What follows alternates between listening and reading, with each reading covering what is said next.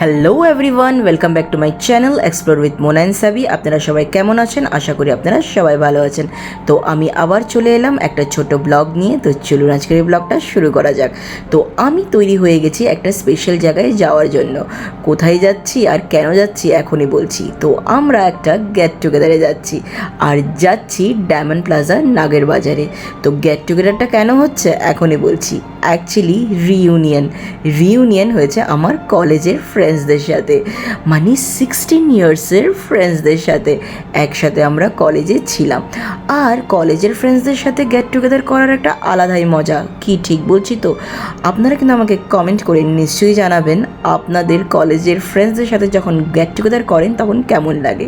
তো কথা বলতে বলতে আমি ডায়মন্ড প্লাজা পৌঁছেই গেলাম, আর ভীষণ এক্সাইটেড ছিলাম ওদের সাথে দেখা করার জন্য। তো চলুন তোদের সাথে দেখা করাচ্ছি। তো এরা হয়েছে আমার কলেজের ফ্রেন্ডস। তো লেফটে পিয়াসী আর রাইটে গীতাঞ্জলি।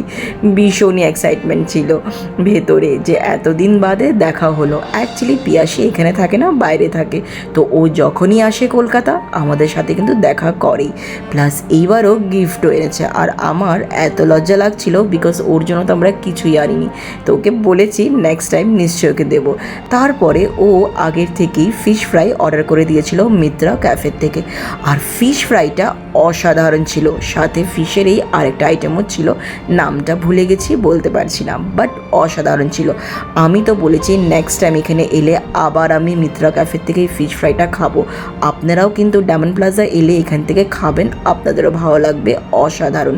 তারপরে গীতাঞ্জলির মেয়ে আর ওর বর দেখি হঠাৎ এসে গেল ডায়মন্ড প্লাজা, কারণ গীতাঞ্জলির বাড়ি ডায়মন্ড প্লাজার একদমই কাছে। তখন ওর বর আমাদেরকে বলল পিৎজা খেতে। তো পিৎজা এইখানে না, ওর বাড়িতে গিয়ে খেতে। তাই জোর করে ওর বর আমাদেরকে নিয়ে গেল ওর বাড়িতে। তখন আমাদের একটু লজ্জাই লাগছিল, বাট ঠিক আছে, গীতাঞ্জলিও বলল। তারপরে চলে গেলাম ওর বাড়িতে। আর এই যে কিউটি পাই, এই হয়েছে গীতাঞ্জলির মেয়ে। ভীষণই ভালো কিন্তু ডান্স করে। তো আমরা ওকে খুবই ফোর্স করছিলাম যে একটু ডান্স স্টেপ দেখাতে, আর দেখুন ও কিন্তু দেখালো ওর ডান্স স্টেপ। তো আপনারা প্লিজ দেখুন, ভীষণই ভালো ডান্স করে। ও বাবা, সো সুইট। আচ্ছা এরকম করে কাঁচা খাবো তো? ও মা, আচ্ছা, পাটা দেখি, পাটা একটু দেখি। দেখা, কেমন করে দেখা? হাসতে পারো দেখা? ও আচ্ছা একটু দেখা। ওরকম এরকম হয়ে গেল তো। ও বাবা, কি এক্সপ্রেশন না না, এই ও টিপে দেখাতে এরকম করতে পারে না। মানে অ্যাকচুয়ালি এরকম তো ওই জিনিস জয়েন করে দেয়।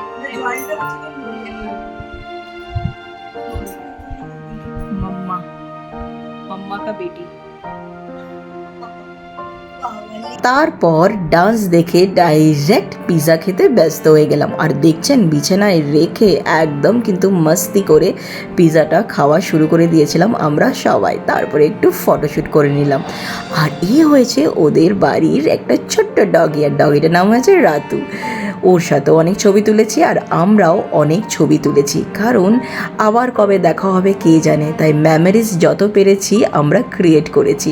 সত্যি এত ভালো লাগছিল আফটার লং টাইম সবার সাথে দেখা করতে। আর এখানে দেখেছেন সুহানি বসে গেছে ছবি তুলতে, আর গীতাঞ্জলি ওর ছবি তুলছিল। মা মেয়ের ডুয়োটা দারুণ। তারপরে খুব সুন্দরভাবে সময় কাটিয়ে আমরা ওখান থেকে বেরিয়ে গেলাম। সত্যি বাই বলতে তো খুবই খারাপ লাগে, বাট বলতে তো হবেই। তো এইখানেই আমি আমার এই ব্লগটা শেষ করছি। আপনাদের যদি ভালো লাগে তো প্লিজ একটা লাইক কমেন্ট শেয়ার করবেন, আর হ্যাঁ, সাবস্ক্রাইব করতে ভুলবেন না। পরের ব্লগে আবার দেখা হচ্ছে। Bye bye.